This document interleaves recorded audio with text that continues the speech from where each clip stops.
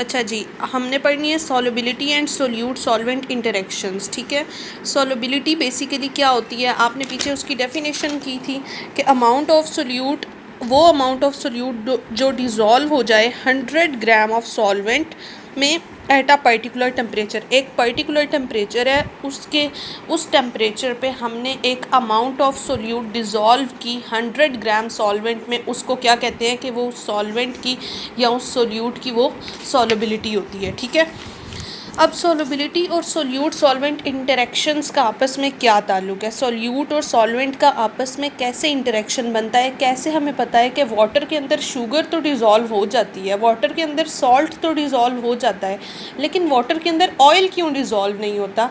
आपने देखा होगा जब हम ऑयल को पानी के अंदर ऐड करते हैं, वाटर के अंदर ऐड करते हैं, तो ऑयल की एक लेयर बन जाती है, वो उसके अंदर डिज़ोल्व नहीं होता। क्यों? क्योंकि जो डिफरेंट मॉलिक्यूल्स हैं उनकी सॉल्युबिलिटी एक दूसरे में डिफरेंट हो सकती है। लाइक डिज़ोल्व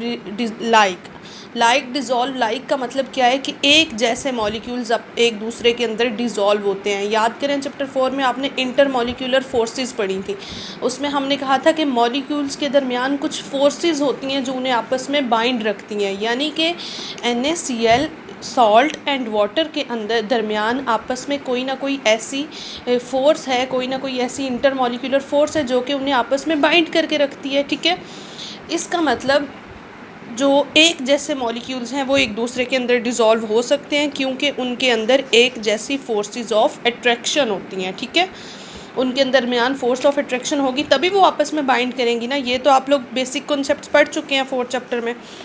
यही चीज़ हमने इसमें भी पढ़नी है कि लाइक डिज़ोल्व लाइक, यानी कि जो पोलर मॉलिक्यूल्स हैं वो पोलर मॉलिक्यूल्स के अंदर डिज़ोल्व होंगे और जो नॉन पोलर हैं वो नॉन पोलर के अंदर डिज़ोल्व होंगे।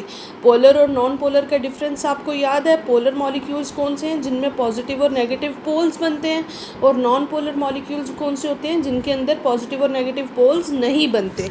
आपने चैप्टर 4 के लास्ट टॉपिक में पढ़ा है ना, इंटरमॉलिक्यूलर फोर्सेस। एक दफ़ा रिकॉल करें उस सारे को।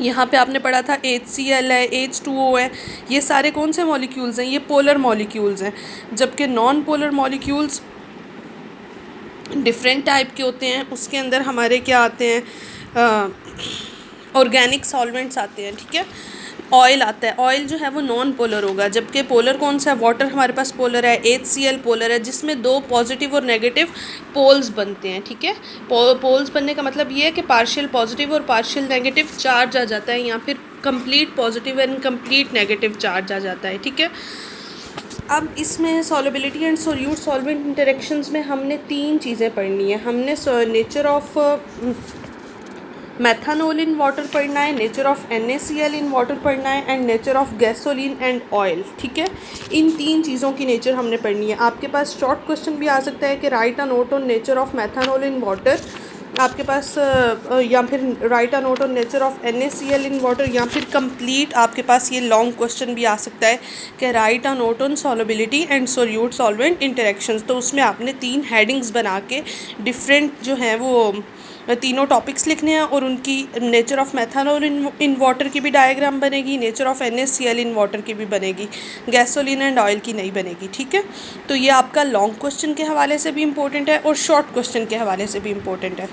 अब चूँकि ये हमें नहीं पता था कि ये पहले टॉपिक आएगा या नहीं आएगा, इसलिए आपने कर लेना है ये, क्योंकि इसके बारे में श्योर नहीं है। अच्छा, अब सबसे पहले देखें nature of methanol in water. हमने मेथानॉल की नेचर देखनी है वाटर के अंदर। इसके लिए हम सबसे पहले देखेंगे वाटर का क्या स्ट्रक्चर है, मेथानॉल का क्या स्ट्रक्चर है, और उसके बाद हम उन दोनों की आपस में देखेंगे कि मेथानॉल का वाटर के साथ कैसे इंटरेक्शन बनता है। ठीक है,